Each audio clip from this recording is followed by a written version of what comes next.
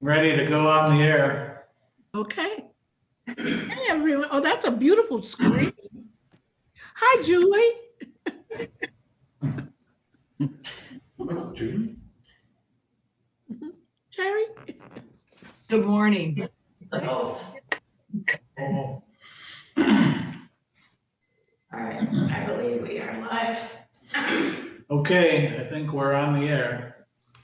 And I think there's gonna be somebody else joining us, Matt, in the very beginning here, but they're not here. It's probably a good idea to remind everyone to mute. Yeah, when it gets time, make sure you mute your microphones and then unmute them when you need to respond. So we're getting some echo chamber effect, I'm told. Commissioner Curran, I don't see another, oh, maybe they're coming now. No, I don't see anybody else yet at this time. Okay. Because I can't see them all. Right, there's a lot of people there. Yeah, they're not there yet.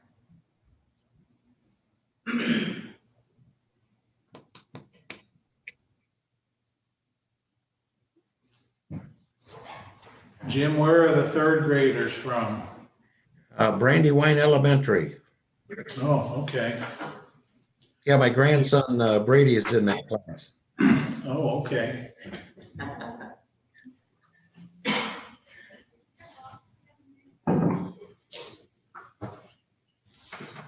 They can help us out if anyone forgets the words. And the prosecutor is here as well, and he's going to do the pledge with them. Where Okay. Yeah. Brandywine Elementary. We are still scheduled to meet on the 30th, by the way. What grade? Third grade.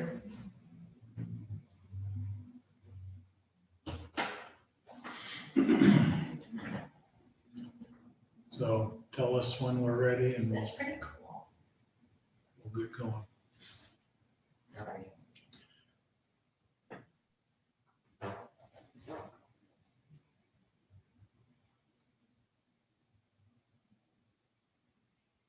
Oh, we added Nikki Britton to the agenda, that's right. And Dan Fetty. And Dan, okay. Yeah. They're both in the holding pattern. Dan's presentation I'll pull up and display. I see Dan, I think. down Yeah. the lower right. He's on there. Hey, Dan. He has no elf on the shelf. Shelf. Just the shelf. Talisman or something like that.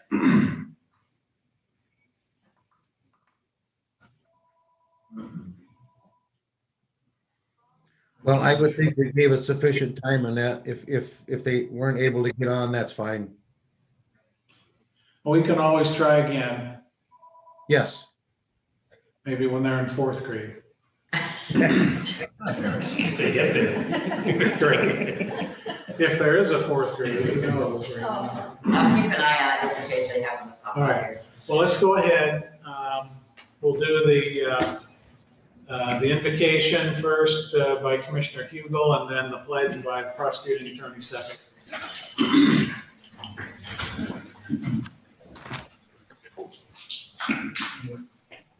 Weaver. Father God, we come to you today to ask for your guidance, wisdom, and support as we begin this meeting. Help us to engage in meaningful conversation and discussion. O Lord, help us grow closer to you and nurture the bonds of community. Fill us with your grace as we make decisions that might affect the residents of Berrien County, and continue to remind us that all we do here today and all that we accomplish is in the pursuit of truth and the greater glory of you, and to the service of humanity. And all these things we ask in your precious name. Amen. I have Mr. Weaver here, but boy, I can't get him on the screen. Let's see if I can. We'll do it this way. Okay, good. All right. Hey, Mr. Weaver. All right. Anyway, There you I pledge allegiance to the flag of the United States of America and to the republic for which it stands, one nation, under God, indivisible, with liberty and justice for all.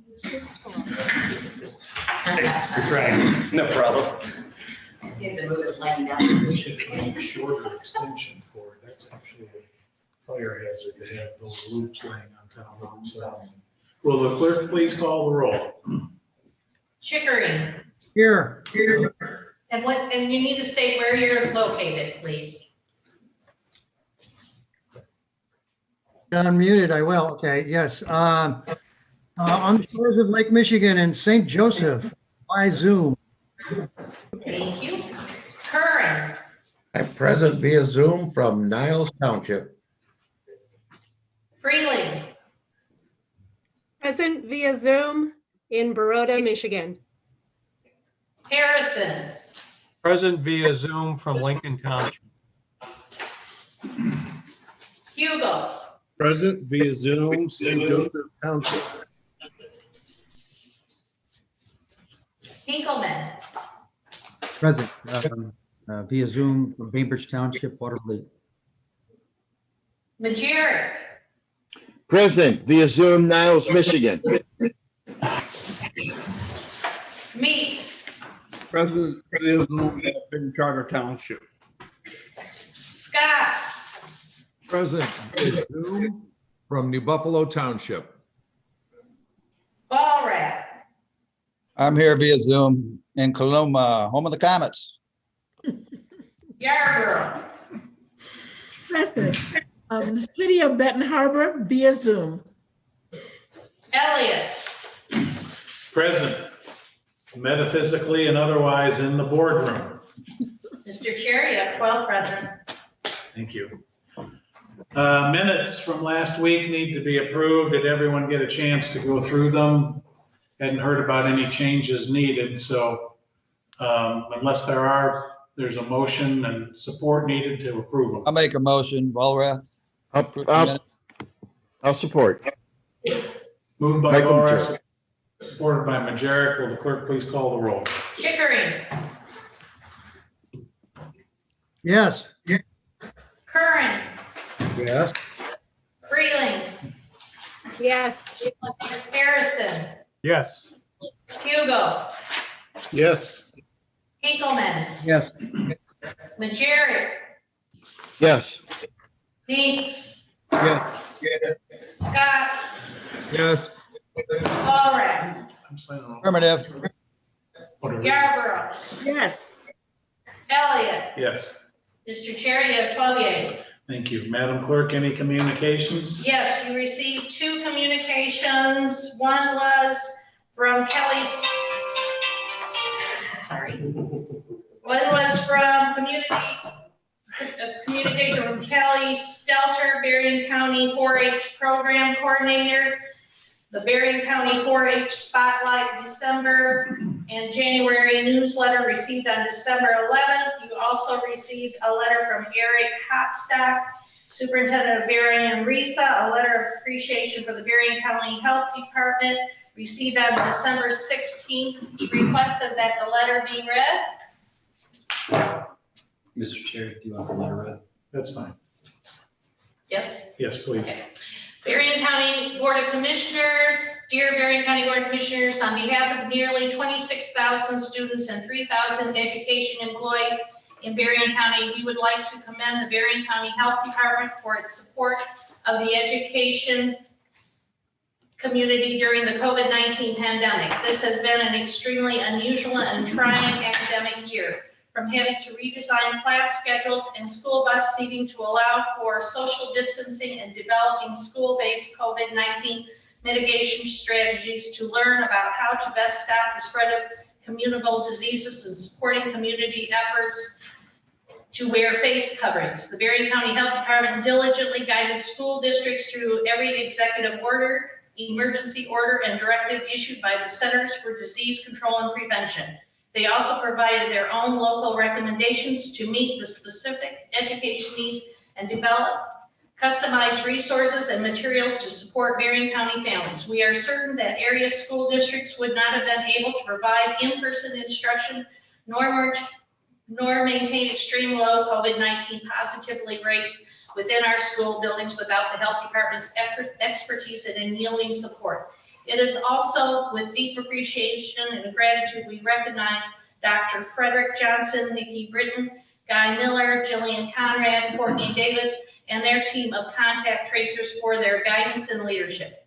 We are fortunate to have such a capable group of health professionals to help us navigate this pandemic, as well as respond to any of our health concerns relative to the education system.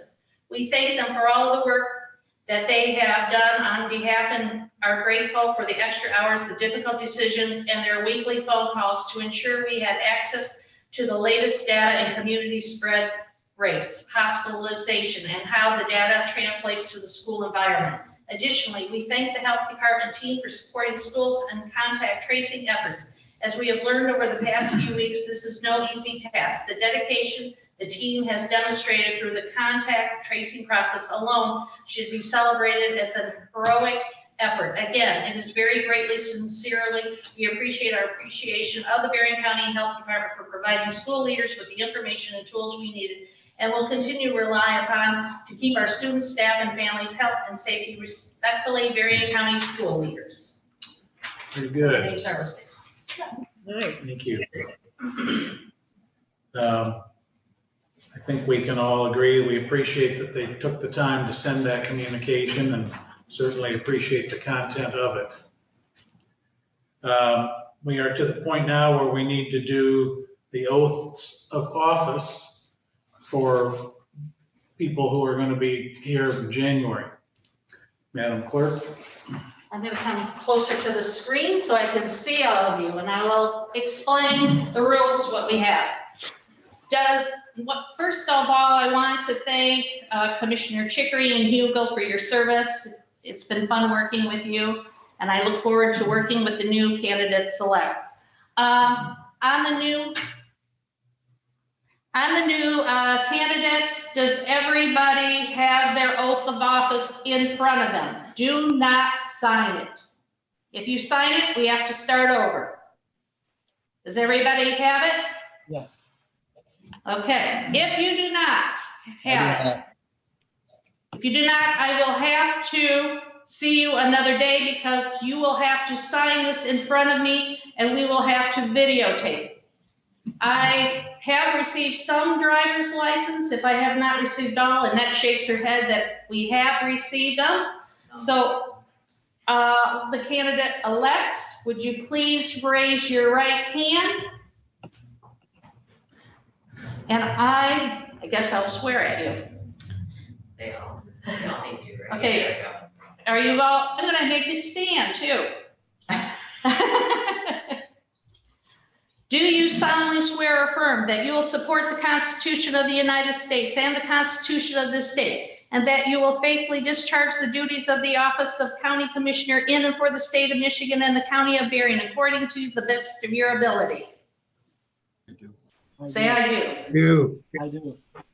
Okay, I do. now I'm going to call you by your name and district. I'm going to go by districts. And I'm looking, Commissioner Borath, do you have your oath? No, I don't. I'll have to come in and see you. Okay, then you're going to have to come and see me before January 1st. I'll call you after the meeting and we'll set something up. Okay, sounds like a plan. District 2, Commissioner Hinkleman. Okay, we got you on camera. Would you please sign your oath in front of me so we can witness it? Put your camera so it's aiming at you, John. John, put the camera down. Can you kind of put it towards your, there you go. There you go. Where is it? That works, Sharon. Good enough? Perfect. Meeks, do you have your oath of office in front of you? Okay, now you're gonna have to make sure when you sign, you put the camera down so we can watch your hand signing. I'm not that coordinated. Nobody else should be signing their oath ahead of time. You just show them. No, I didn't. Just tell him what. Bend it down. The only when I call your name, you sign the document. Is Commissioner Meeks, do you have your oath? He's got it. Okay, now, did you sign it? No. Okay, we need you to sign your oath. I just signed it.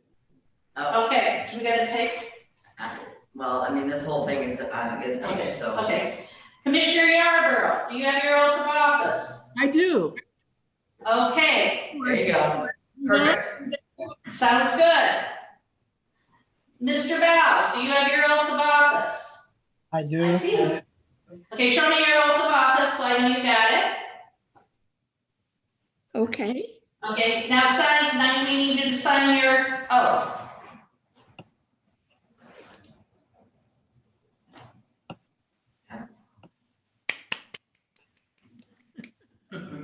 Yay. District 6, Werfel.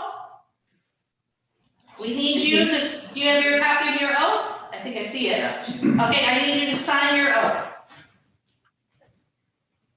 There she goes. Yeah, that works. Got it? Yeah, you can see it. District 7, Commissioner Harrison, do you have your oath? I do. Okay, now will you please sign it?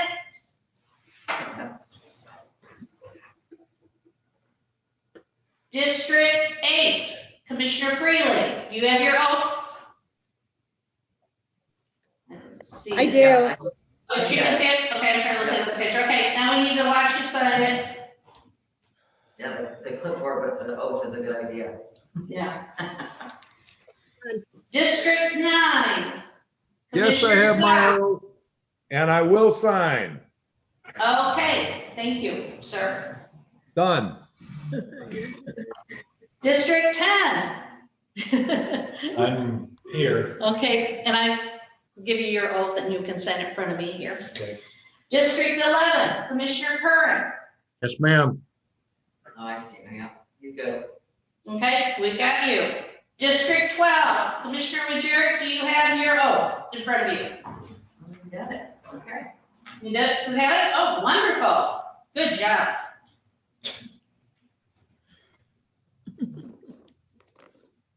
I will send you an email and we'll make arrangements, whether you drop it off at the Niles Courthouse or here at the St. Joe Admin, the sheriff or office or myself. We can also pick it up. So I will send you an email out after the meeting. Thank you all. Good, thank you. Tyler. Thank you. Nikki is on here, so if you're ready. Okay. Yeah, we'll go ahead. Nikki, do you want to give a very brief update to the board? Thank you.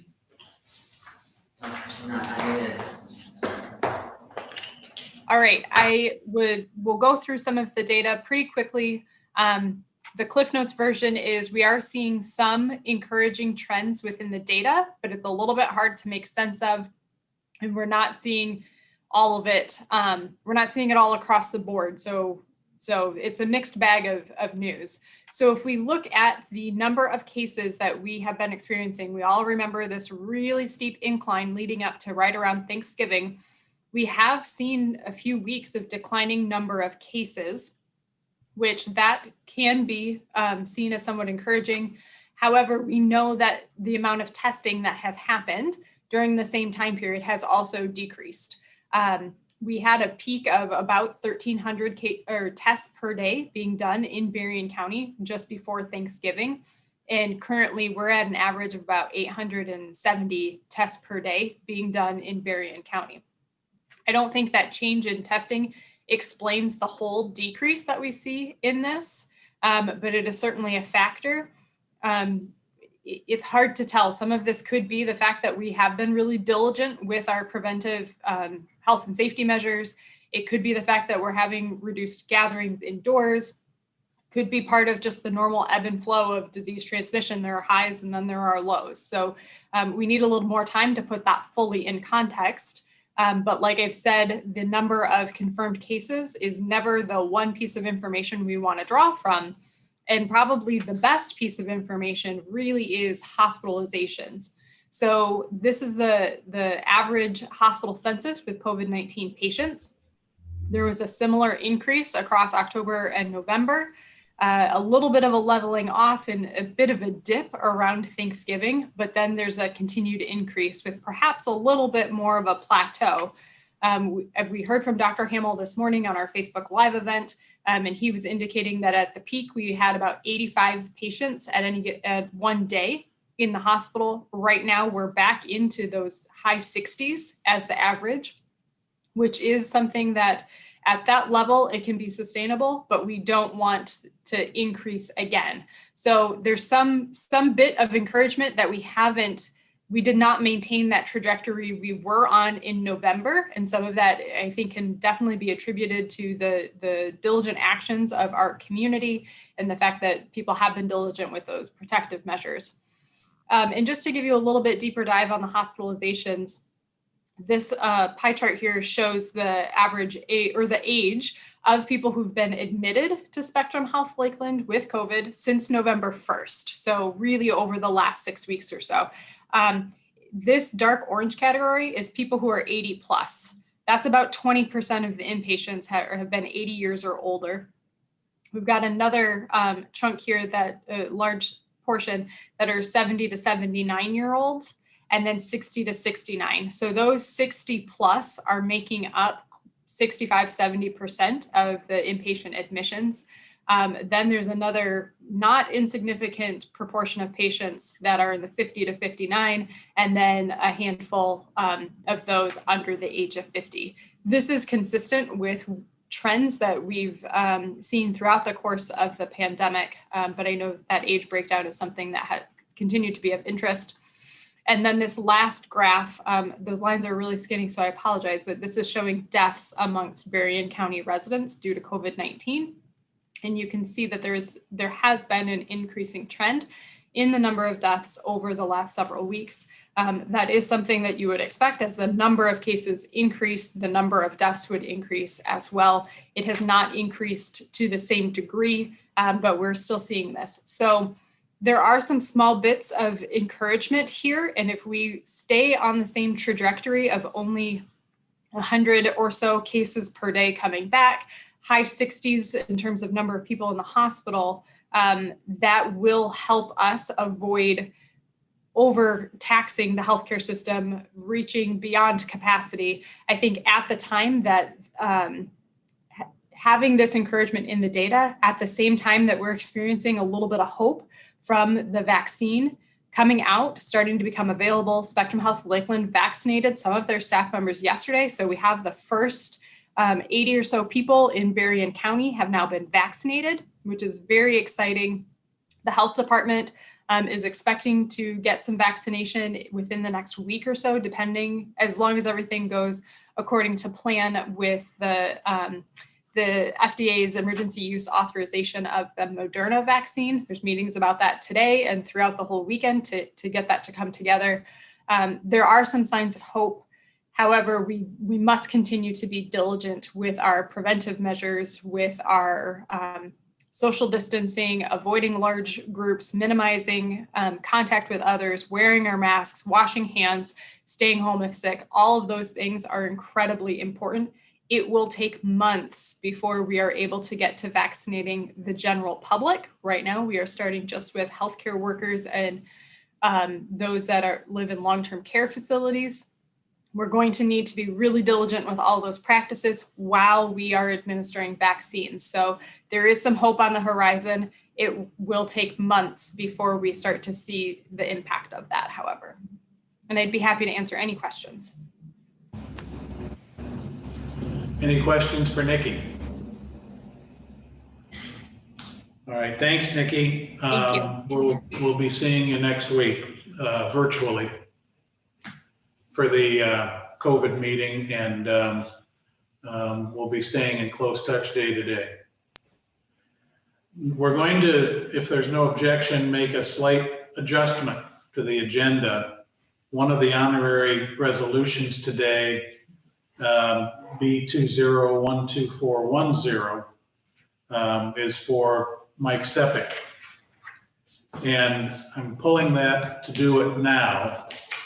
rather than later in the agenda because Mr. Weber has indicated that he wants to get back to the office to make sure everyone is behaving properly in Mike's absence. So if there's no objection, we will do this honorary resolution now, and I will read it into the record. Is there any objection to that? Silence is assent, so we will proceed. Berrien County Board of Commissioners Resolution B 2012410 dated today, December 17, 2020.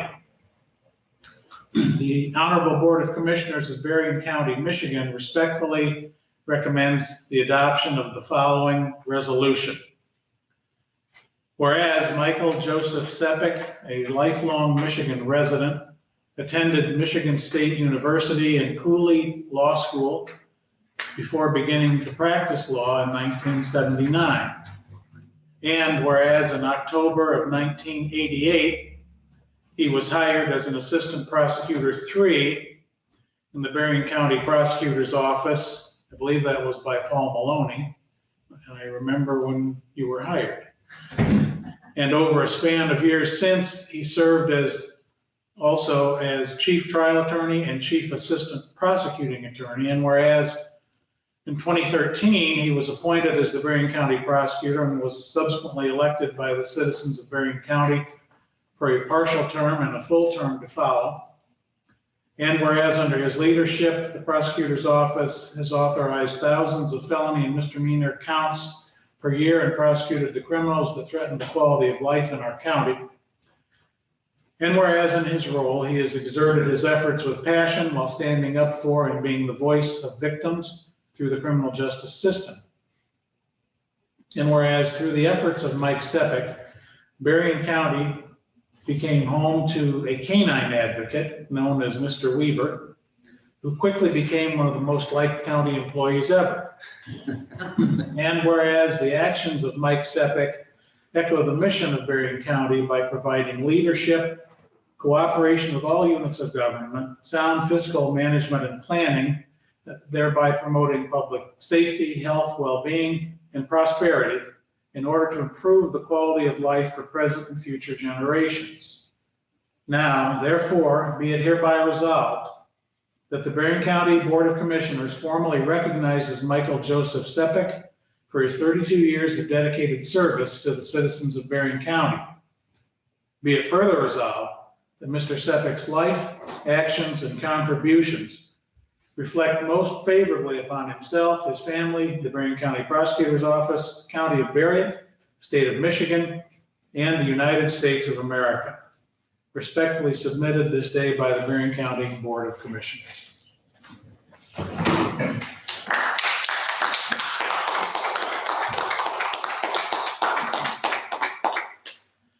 Mike, the floor is yours.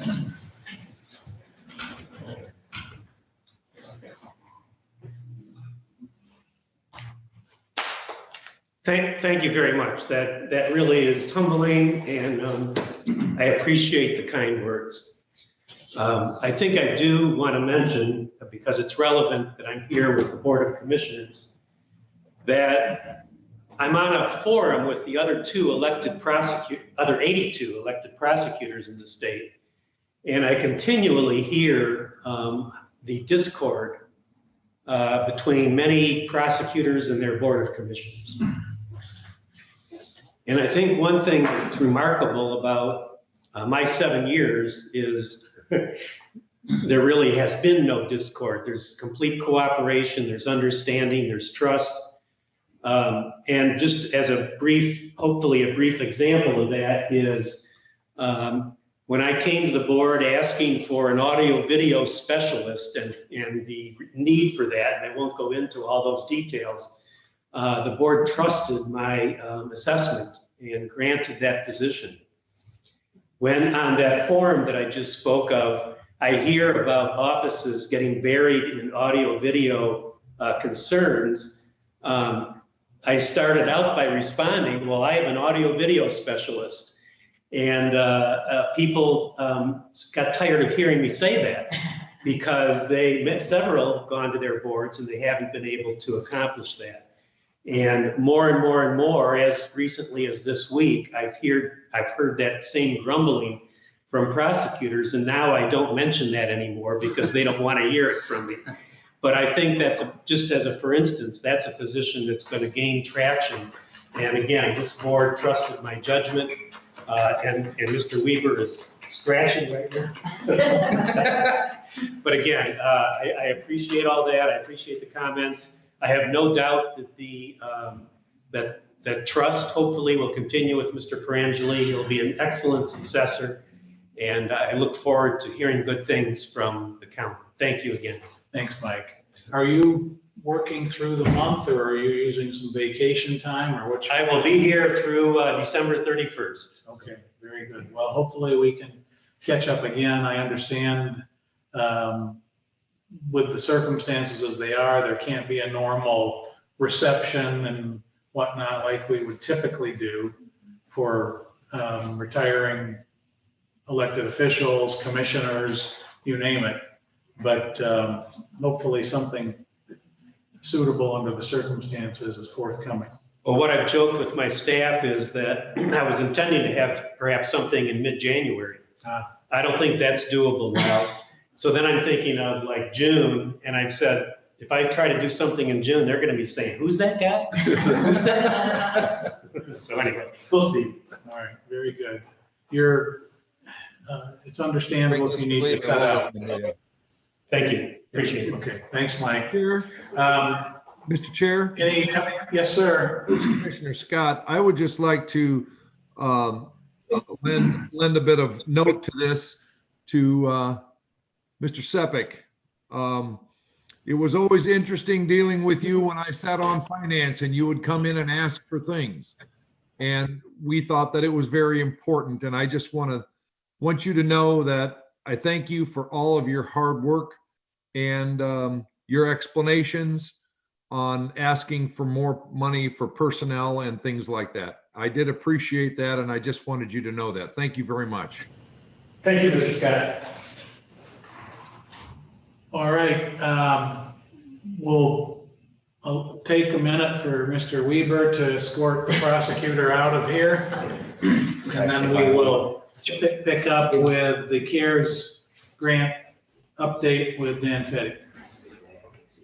And I'll get you a fully executed copy of your resolution. Must put that together. Thank you very much. Thanks for coming over. Thank you. See you, Mike. Okay, Dan.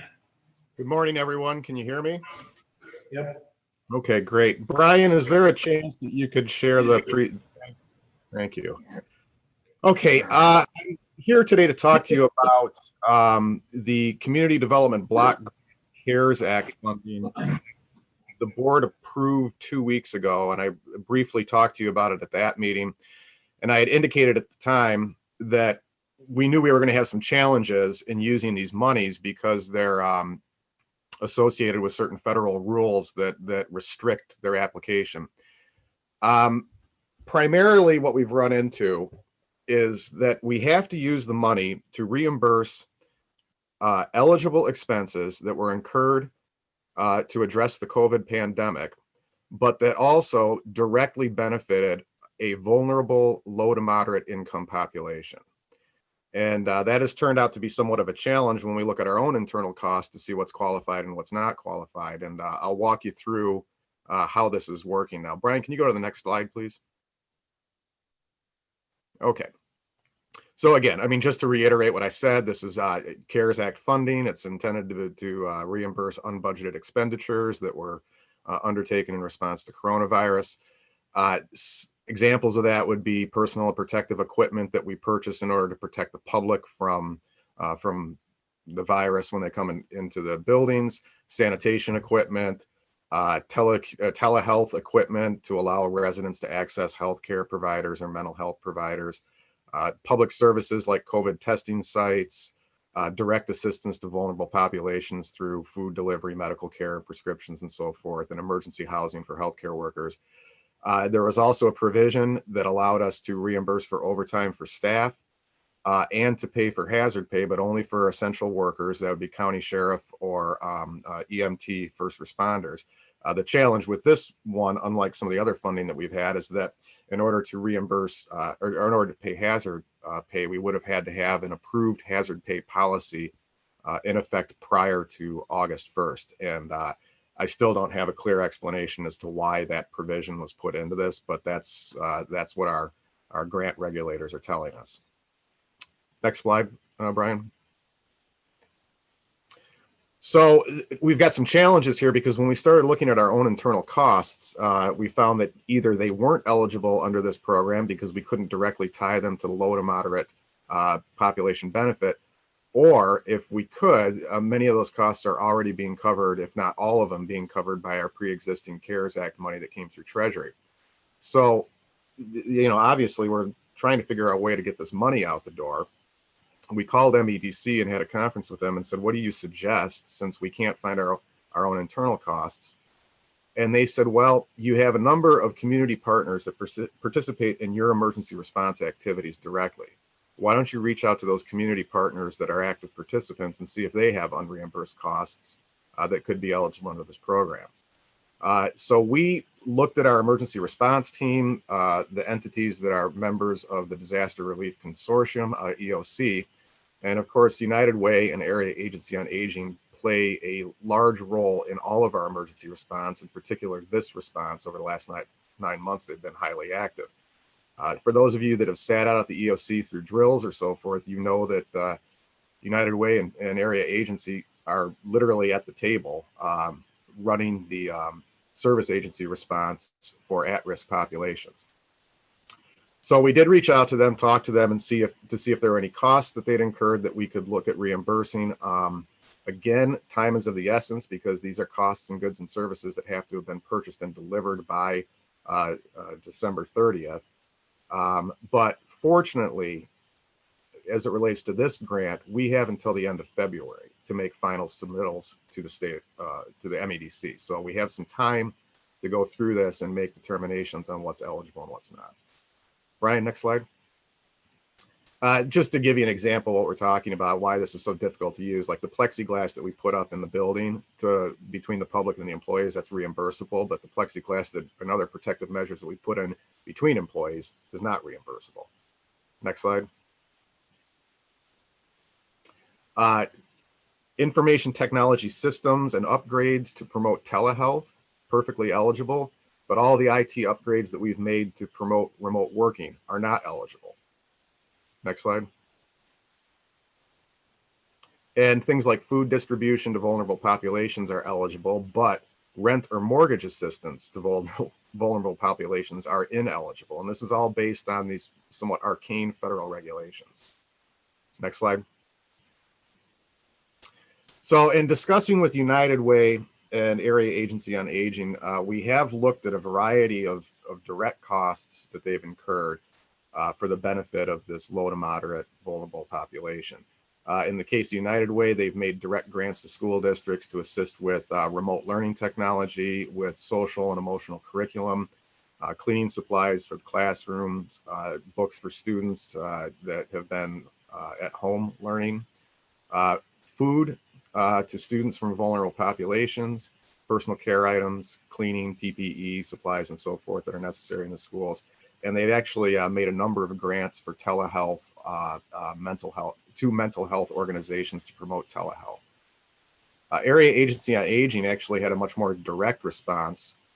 They received CARES Act funding directly, and they used that funding to set up what is essentially a quasi-quarantine system for elderly individuals diagnosed positive with COVID. These would be individuals who don't require hospitalization, but are at risk enough that they require additional in-home care during the time of their recovery from the disease. This has been a program that was basically implemented to try to keep the hospital population down as low as possible while still protecting the elderly demographics in the community. The Area Agency on Aging ran out of funding at the beginning of November, but they've continued to pay for this out of their fund reserves, and they've expended about $120,000 through November and December to maintain this program.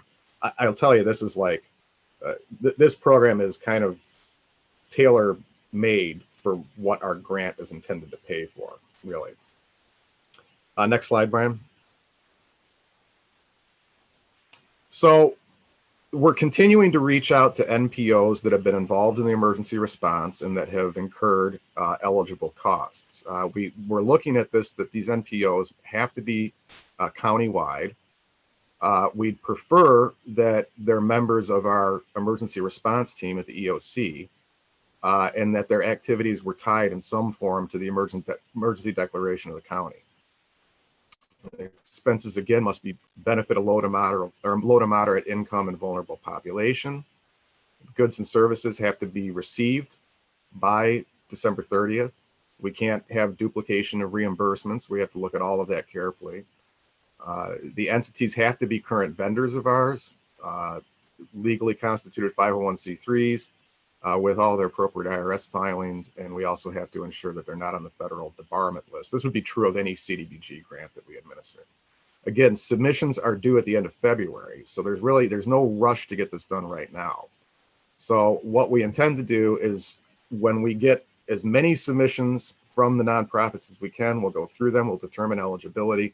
We will bring back a package of material for the Board of Commissioners with our recommendations for reimbursement.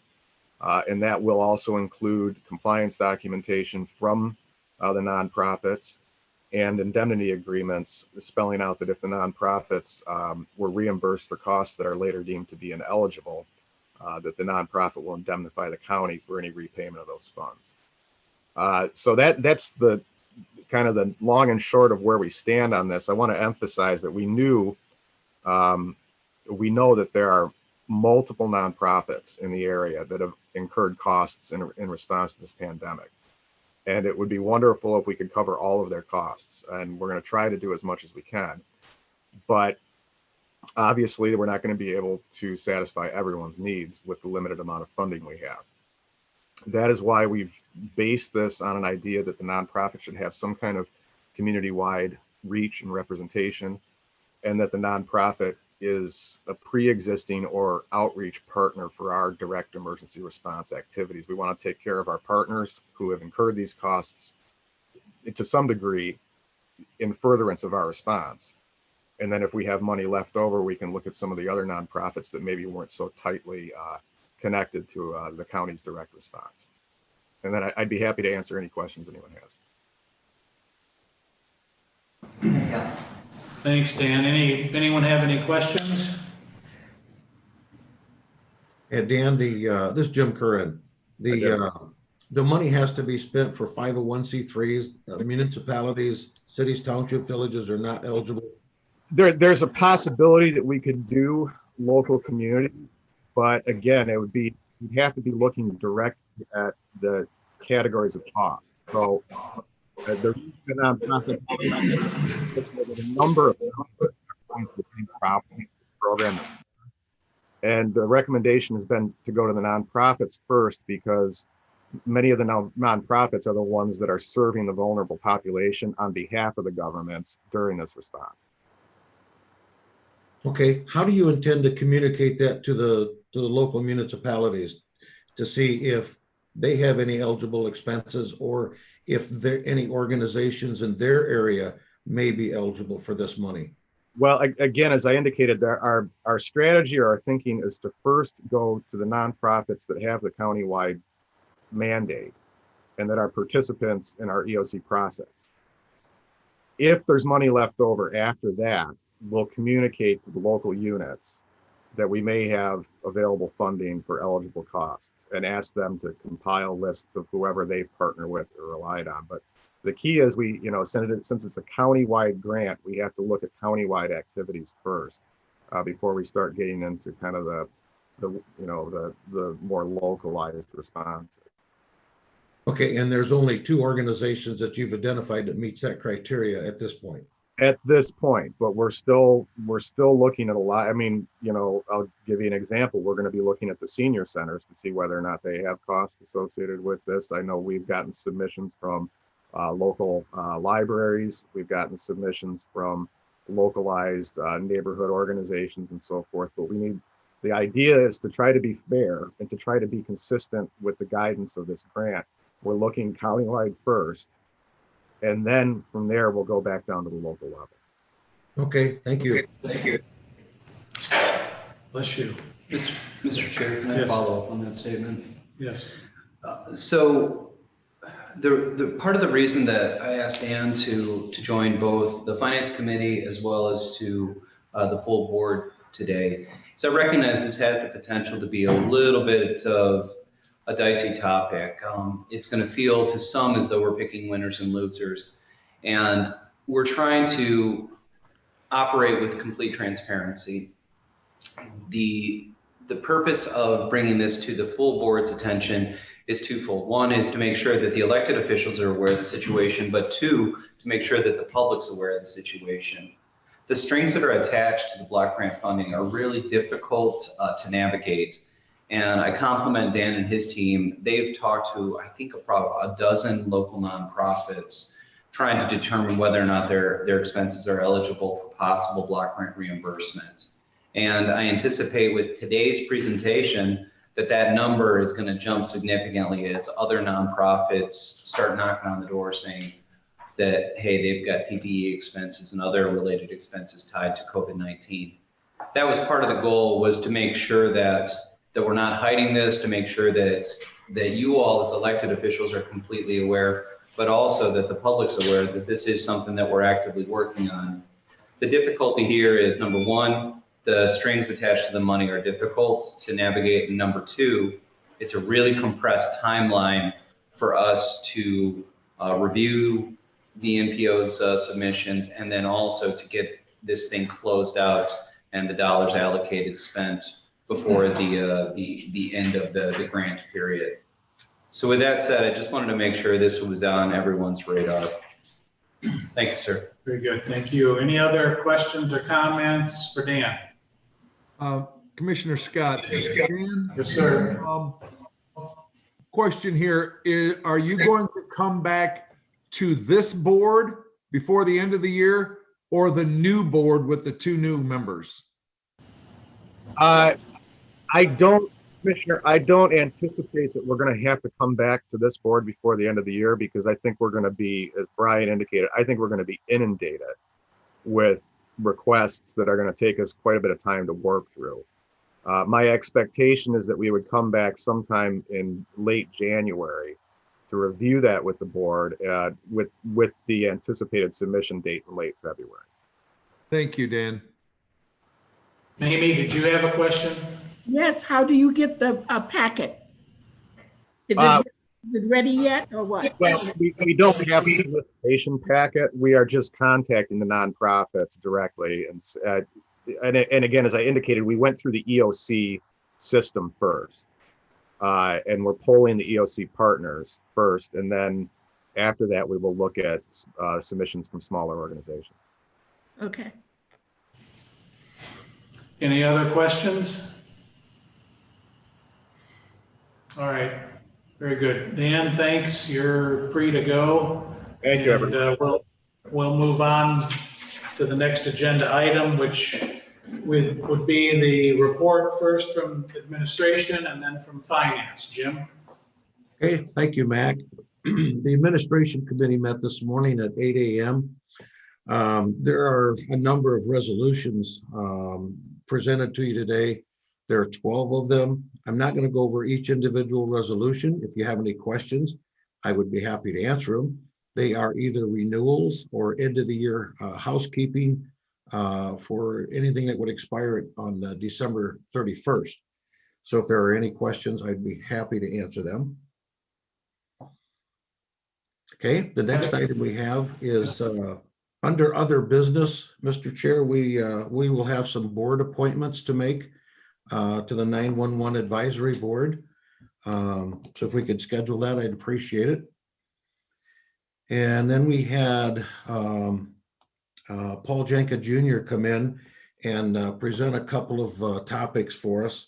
And Commissioner Hugel would like to report out on that.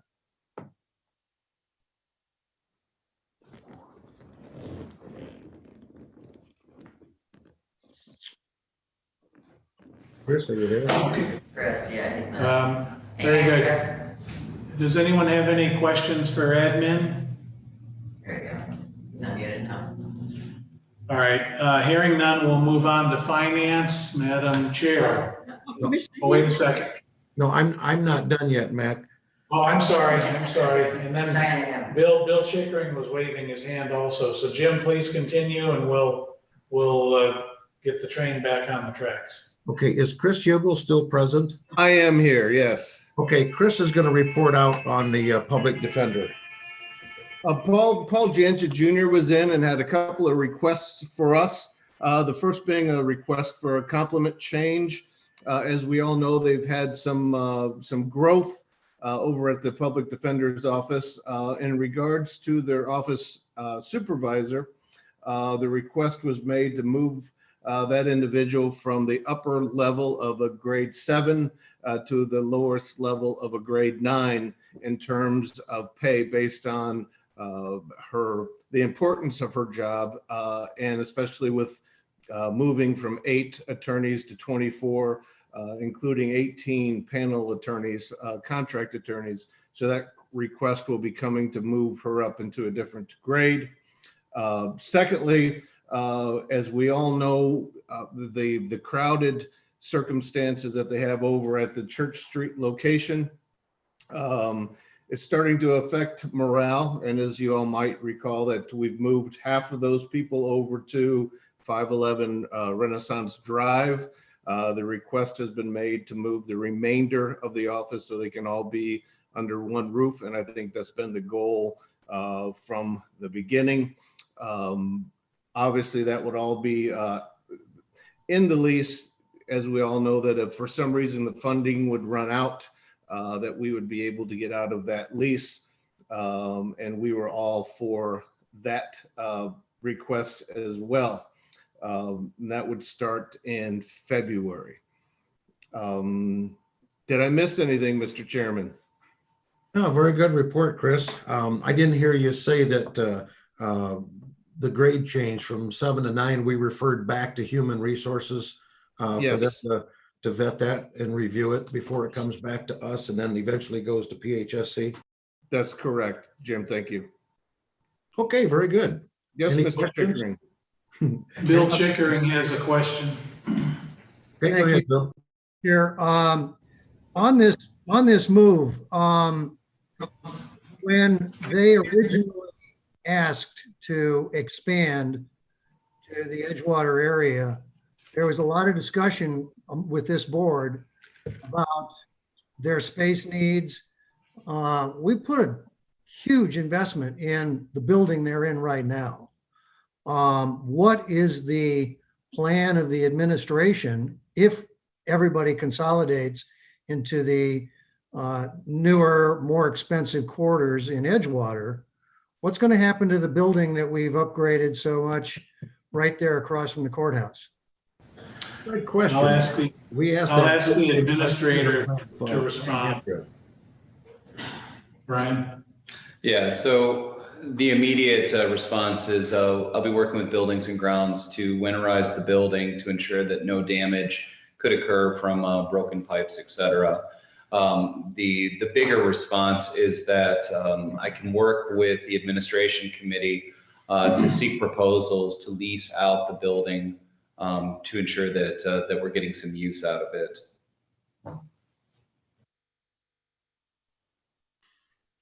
Does that answer your question, Bill? Sure. Bill, I hear you and I share your questions and concerns. Thank you. Just to follow up on that statement. So the Public Defender's Office presented today to the admin committee. That still has to go through corporate counsel. That proposal then has to come to the full board for consideration. As a result, I'm hesitant to commit to any type of long-term plan until the full board offers feedback on the consolidation plan. Until you all have had a chance to actually vote on this thing, I'm not making any assumptions that this is a done deal. That's a good approach. Yeah. Any other questions for admin? Chair, Commissioner Scott. Yes, sir. To think the same thing that you and Bill Checkering are, because I was in both of those conversations as when I was on admin and then on finance, and how this plan for the new additions was made. And I'm just a little skeptical of that, because it was so important that we keep that building and that we needed to add this space for the new attorneys based on whether or not the state gave us the money. Just wanted to reiterate that. Understood. Thank you. If there are no other questions for admin, we'll move on to finance. Madam Chair. He's not done yet. Or I'm sorry, Jim, you're not done? Sorry, Mac, I'm not done yet.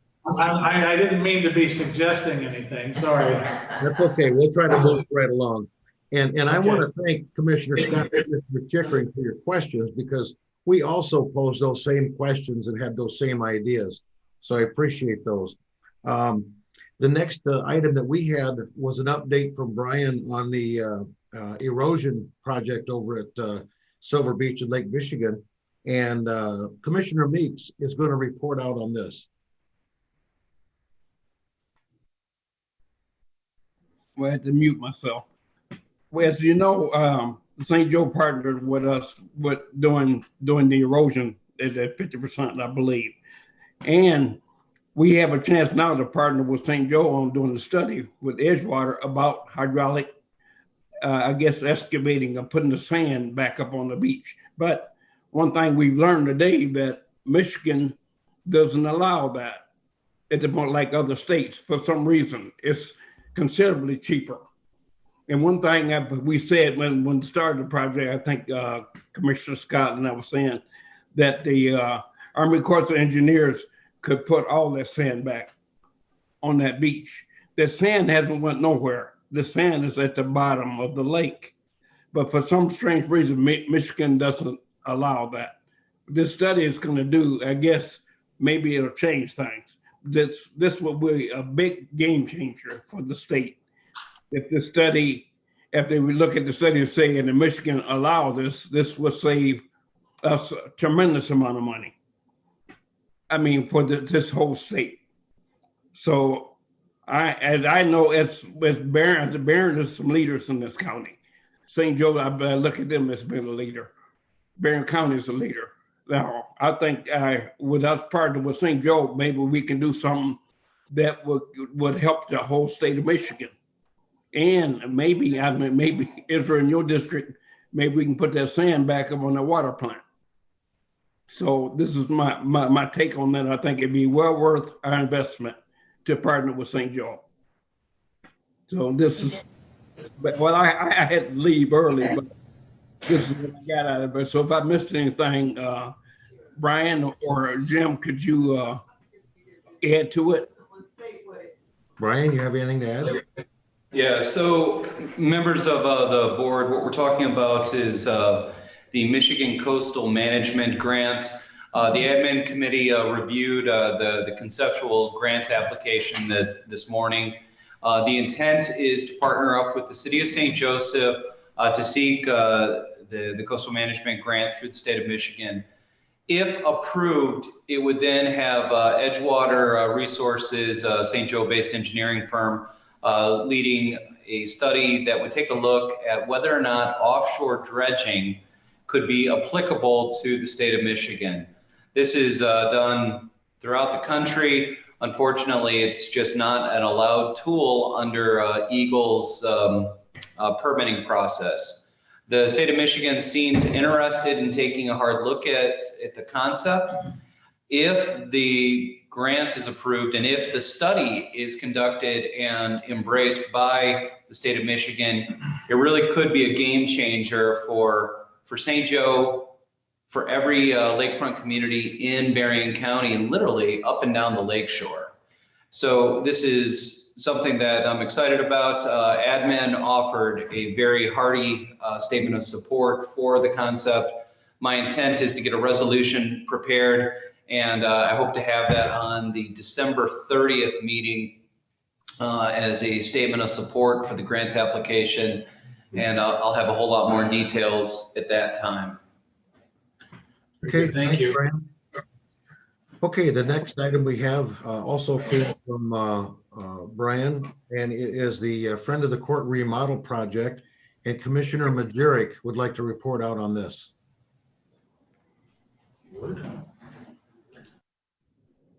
Morning. Okay, Friends of the Court.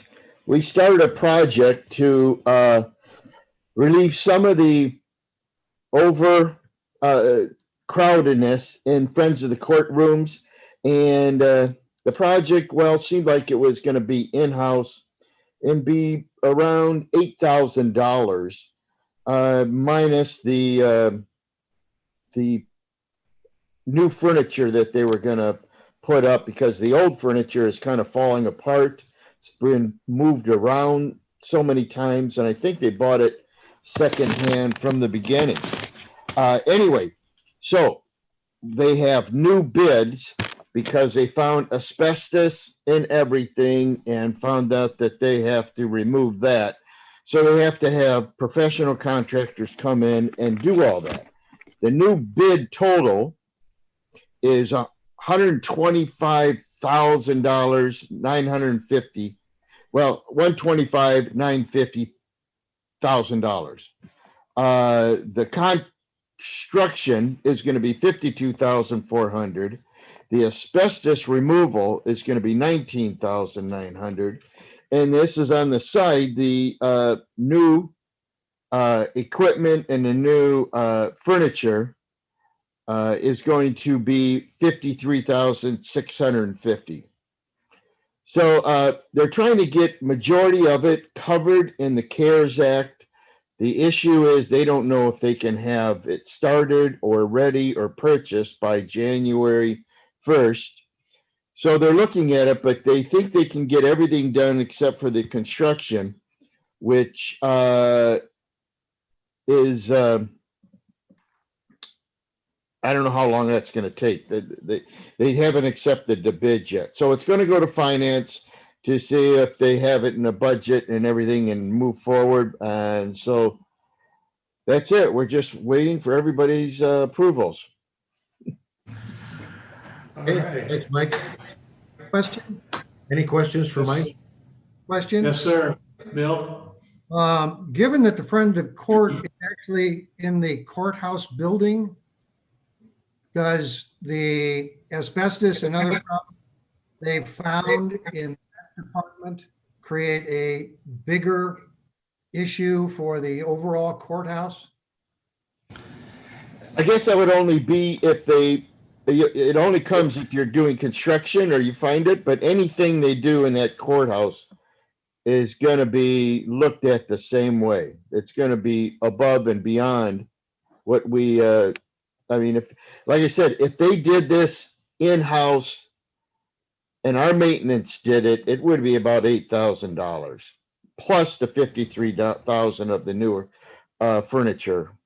But because it is asbestos, what is that? It's almost 10 times. So yeah, it's all over as long as you don't touch it and move it and moves into the air, it's fine being where it's at. Actually, some years ago, when we started moving things around in that building and moving walls and moving people out, even as far back as when we bought the building here, which was, 20 years ago, maybe a little more.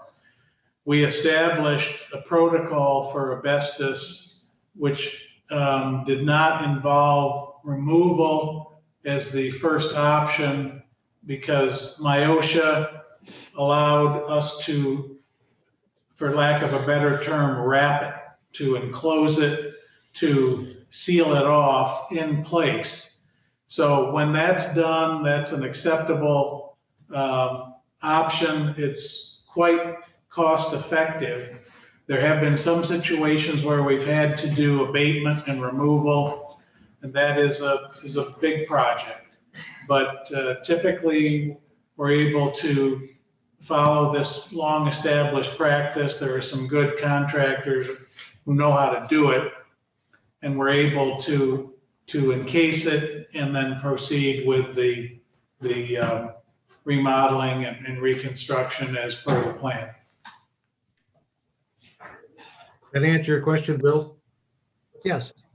Thank you. Okay, great. Thank you. Mr. Chair, that's our report. Okay, Mamie. Yes, thank you. We had quite a long session. I'd ask members to make reports that you condense them the best you can. And the first person that we met with was Director Swihart from IT. And I'd like to ask Commissioner Scott to tell us about that. But I'd also like Commissioner Scott to say what you suggested about the FOC with the construction and the removal of the asbestos. Could you start with that? Yeah, thank you, Madam Chair. Before I give you my IT report, I suggested to the county administrator, being a past building contractor, we have to get all of this stuff working and started before the end of the year. The problem exists is that we could probably get part of things started, but nothing else can get started without the asbestos being removed. My suggestion was for the county administrator to check with the general contractor to see whether or not the person that is, or the company that is doing the asbestos abatement would combine their bid with the general contractor, and then they, the asbestos people, would be a subcontractor of the contractor. That way we could start the project, and that way we would be able to get full compliance with CARES Act money. It was just something I came up with. The administrator is going to check in with that, with the contractor and the subcontractor to see if they could work something out. So that was my suggestion on that. Okay, thank you. Now, the next thing is IT. I'll make this short to the point. We have an itemized list of the IT related CARES Act recommendations. Total cost is $183,304.50. $165,375 of that is for 85 Dell computers. They're the tablets. They will also replace the existing county desktops, reducing the licensing cost. They'll have the warranties and everything else. There'll be docking stations with those. There'll be monitors and there'll be printers. The question came up, all of this has to be purchased and received.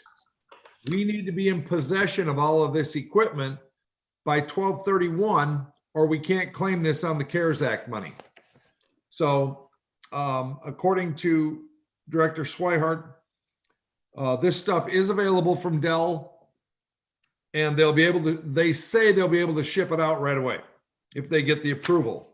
So we gave them the approval. My suggestion was, and I gave it to the county administrator, and we kind of left it open, that if for some odd reason that Dell could not get it to us by that particular date and time of 12/31, that possibly somebody from IT could do a road trip maybe to a warehouse and pick them up.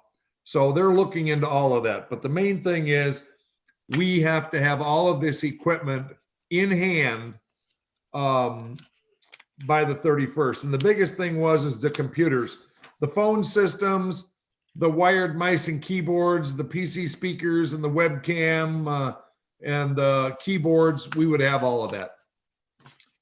Madam Chair, that's the end of my report. Thank you.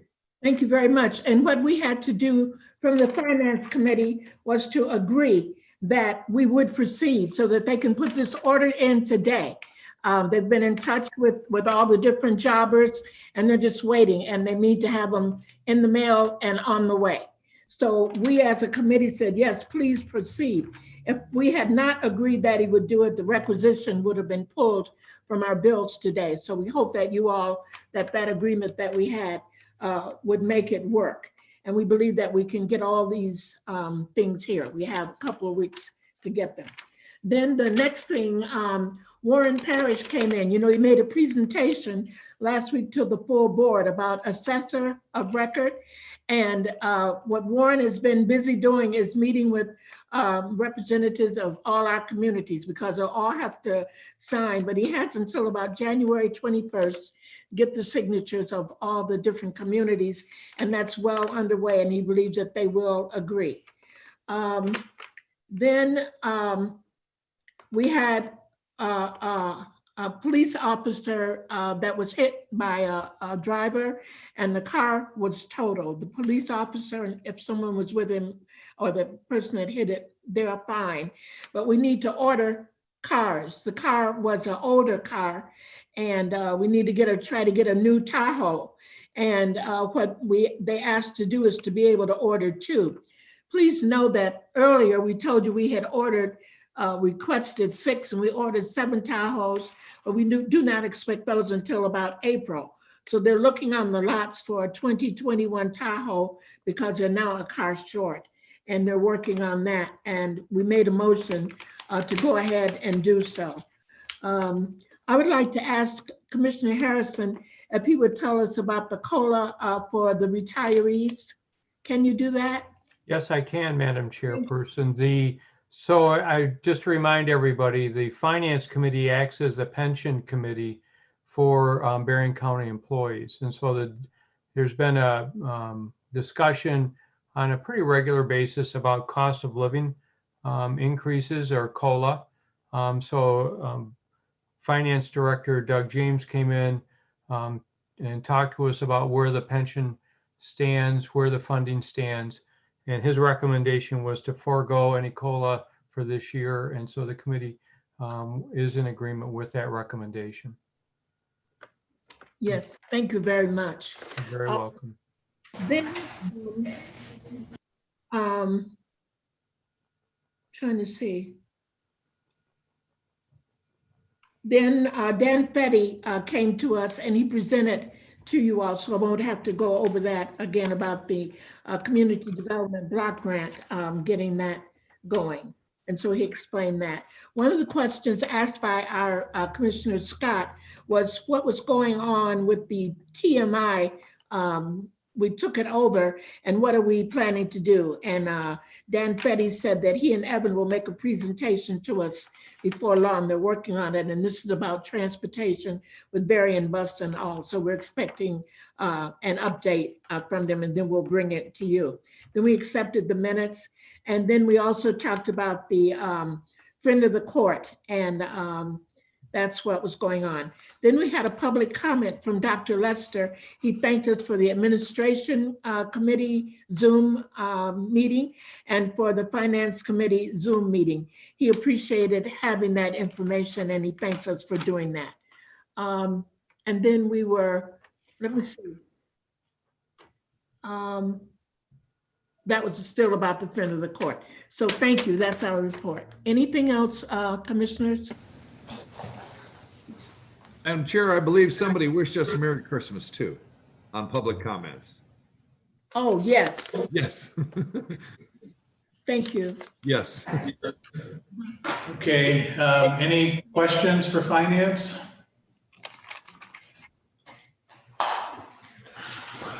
Hearing none, we will move on to public comments for the agenda resolutions. And I would note that we have the added resolutions, which are the honorary resolutions. One of those was for the prosecuting attorney. One is to honor the volunteer drivers for the Veterans Department. There are 2 others for the outgoing commissioners, Hugel and Checkering, that are not on my copy of the agenda. I don't know if they're on yours. For Commissioner Hugel, it ends in 2418. For Commissioner Checkering in 2418, I meant 2408. and then for Commissioner Checkering, 2409. So those are agenda items as well, and we'll wait for a second to see if we have any public comments about the agenda resolutions. May I ask, sir? Yes, ma'am. Would you read the one for the veterans?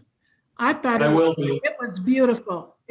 Yes, I will read that aloud. Thank you. And the others too, the other two, but that one. You'll have to read the other two in because of.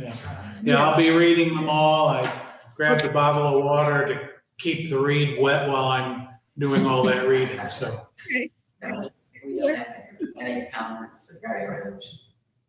Yeah, there are no comments, so since no one's asked to pull anything from the consent calendar, a motion and support would be in order to approve it so we can go ahead and get it passed. And Mr. Chair. This is Commissioner Curran. This is Commissioner Scott. I'll make a motion that we approve the consent calendar. And with the added resolutions. And the added resolutions, but that the added resolutions will be read separately. If that cannot be done, then I'll make a motion that we approve the consent calendar minus the added resolutions. They'll be read into the record. Is there support for? Then my first motion. For that motion to approve the consent calendar with the added resolutions, the other three of which will be read aloud being veterans, and for Commissioners Hugel and Checkering. And you'll have to add prosecutor because you didn't vote on it. And we should approve the one for the prosecutor that was read earlier, which is the resolution ending in 2410. So there's a total of 4 honorary resolutions that are added to the consent calendar. One has already been read into the record. The other 3 will be, if it is the wish of the board to do so. Commissioner Harrison, I support the motion to do this. All right, very good. So moved by Scott, supported by Harrison. Will the clerk please call the roll? Curran, Yes. Freeling, Yes. Harrison, Yes. Hugo, Yes. Hinkleman, Yes. Majeri, Yes. Meeks, Yes.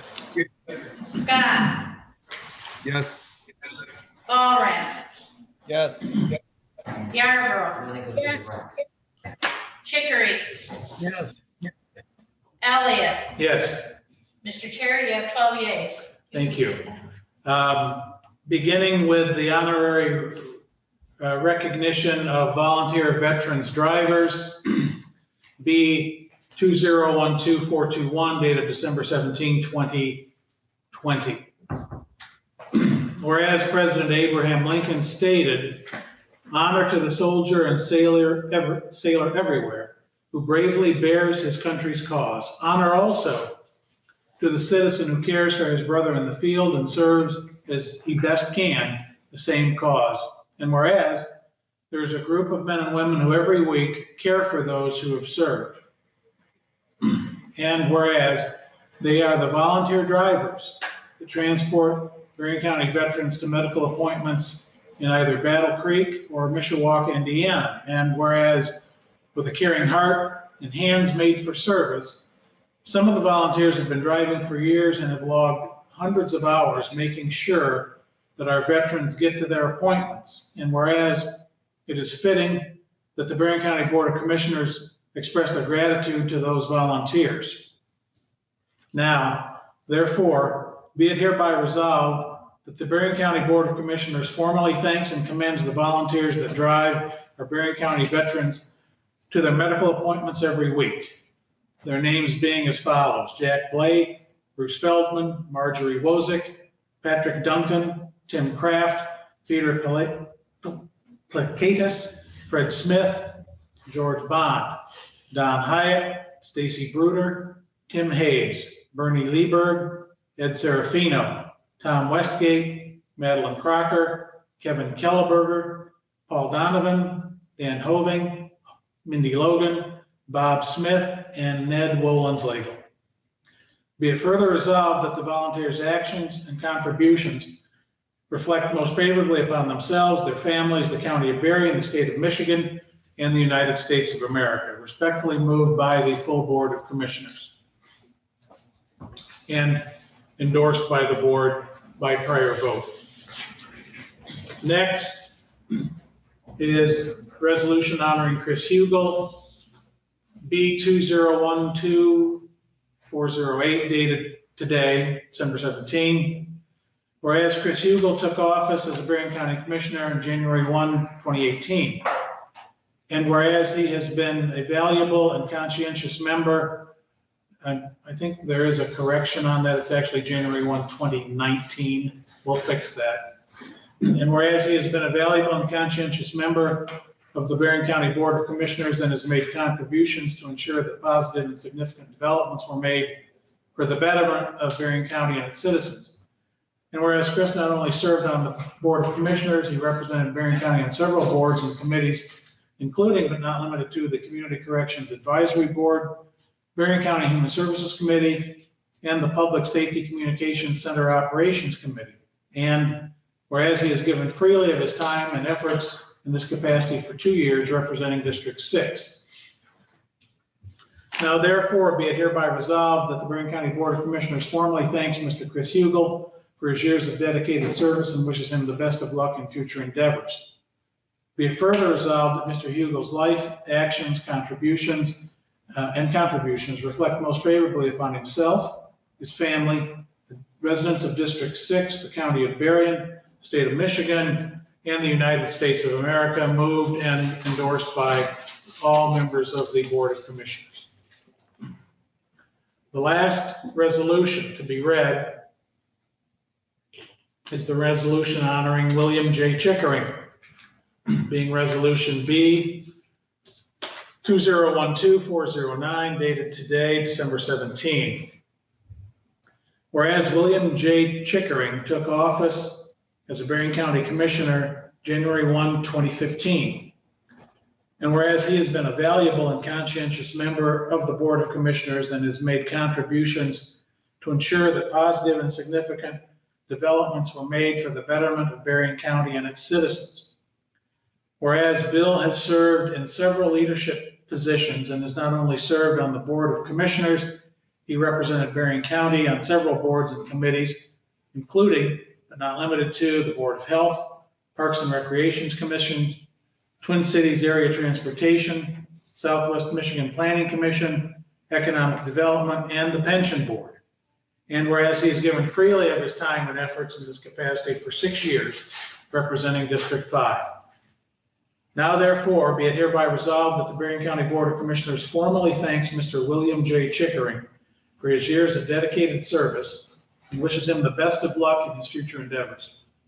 Be it further resolved that Mr. Checkering's life, actions, and contributions reflect most favorably upon himself, his family, the residents of District 5, County of Berrien, State of Michigan, and the United States of America. Approved by the full Board of Commissioners. That concludes the honorary resolutions. I would note by way of additional narrative that both Chris and Bill will be missed. We wish them the best. We also look forward to working with their successors in January. Hope that we will have the honor and pleasure of Bill and Chris being with us when we meet on the 30th. And with that, we have concluded the consent calendar with the added resolutions, and we are now moving to commissioner reports. Does anyone have anything to share?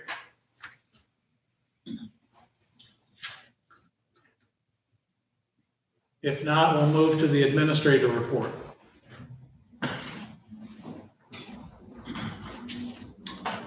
Members of the board, this has been a lengthy meeting, and I'll see you again on the 30th, so I won't make this meeting go any longer. Thank you.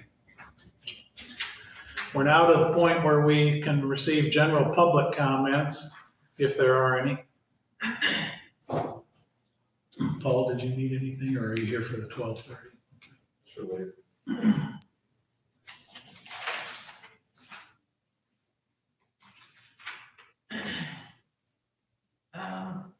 So these aren't official ones, but Adolph says good morning from Hager, and then it's Frolic Wine. Yeah, I don't know how to say that. Oh, German. Probably, yeah. He was getting an. Pardon? Terry? Fröhlich Weihnachten. Can you Fröhlich translate? Weihnachten. Merry What is that? Christmas or Joyous Christmas. Perfect. Okay. Okay. And then, we have Tony, wishes everyone a Merry Christmas and a Happy Good Year, or Happy, Merry Christmas to all and to all a good night. Melissa Clapper, I just wanted to say thank you to my county commissioner, Bill Checkering, for his service.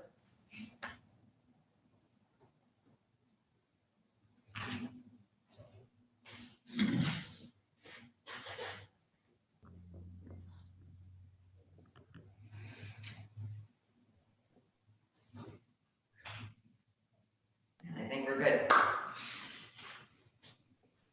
Okay. Mr.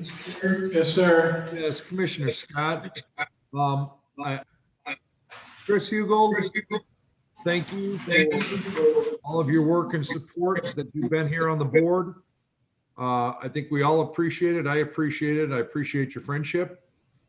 And to Commissioner Checkering, you were chairs of both of the committees that I was on, and I learned a lot from you, and I just wanted you to know that the most important thing that you taught me about being a county commissioner was process. And I just wanted you to know that. Thank you, Bill.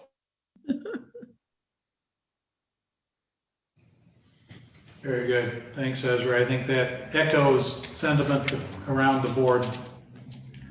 Mr. Chair. Yes, sir. Just as a way of rebuttal, I'm not sure I know how to spell process. I also would like to make a few comments, but I'm going to save them for next week when we have our final little get together. I will only say that I am very, very sorry it's not in person, but everybody have a wonderful Christmas. Thank you. Thank you. Yeah. Yeah.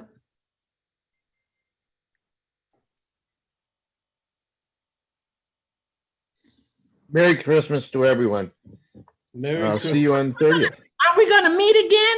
Don't we meet on the 23rd? No, I don't think We so. don't meet on the 23rd? Finance does. Finance does, Mamie. Hey, we meet on the 23rd. Yeah, I'll cover the meeting schedule for the balance of the month shortly. Where are you getting that? Okay. We had a couple other public comments that trickled in, so let's address those. Julie Werfel says, thanks Commissioner Hugel for his service for District 6. And then Eric Lester also echoed thank you to Chris Hugel and Bill Checkering for their service. All right. Sorry, now I think we're good. Very good. Under other business, does anyone have anything?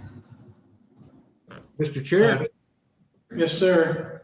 Yeah, Commissioner Curran here. The Administration Committee would like to make 3 appointments. This is going to be to the 911 Advisory Board. Yes. Their terms expire at the end of this year, so these will be good until December 31st of 2023. The first one is Bruce Stover. He represents the fire service. He's a fire chief at Berrien Springs. And these are reappointments. All 3 of these people have been on 911 Advisory Board for some time, and they all 3 make a great contribution. So Bruce Stover represents the fire service. He's a chief down at Berrien Springs.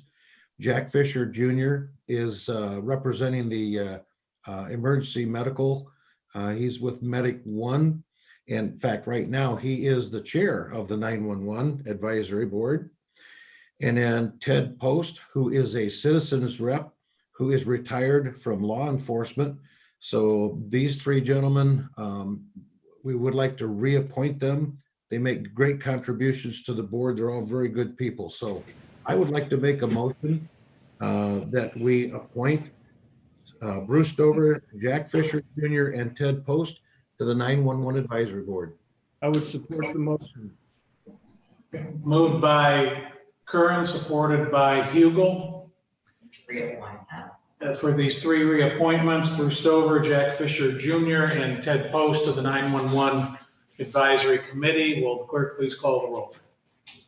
Curran, Yes. Freeling, Yes. Harrison, Yes. Hugel, Yes. Engelmann, Najeri, Yes. Meeks, Yes. Scott, Yes. Allred, Yes. Yarborough, Yes. Checkering, Yes. Elliott.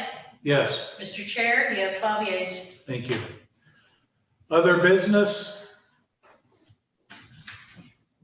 If no one on the television screen has any, I have one item.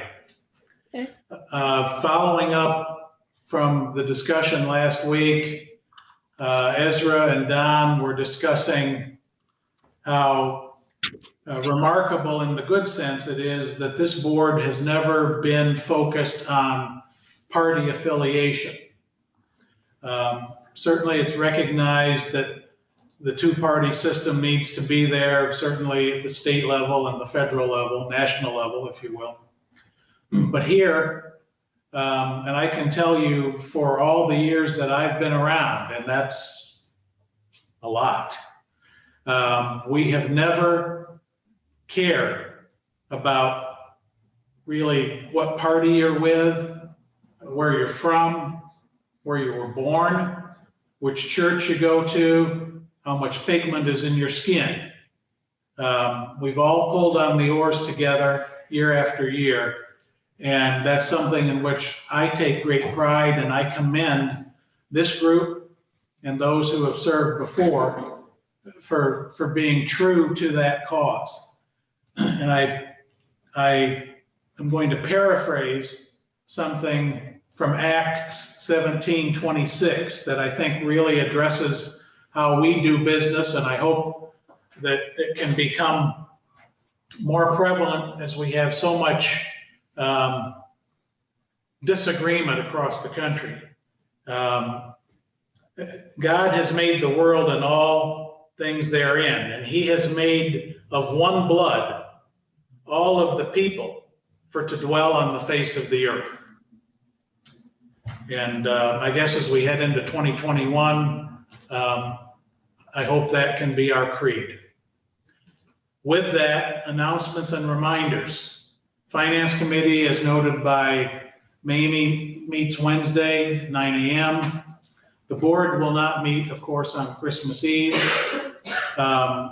We're closed next Thursday and Friday for Christmas Eve and Christmas Day. Finance will have another virtual meeting on the 30th at 9 a.m. The full board will meet on the 30th at 10:30 a.m. We're closed Friday, January 1st.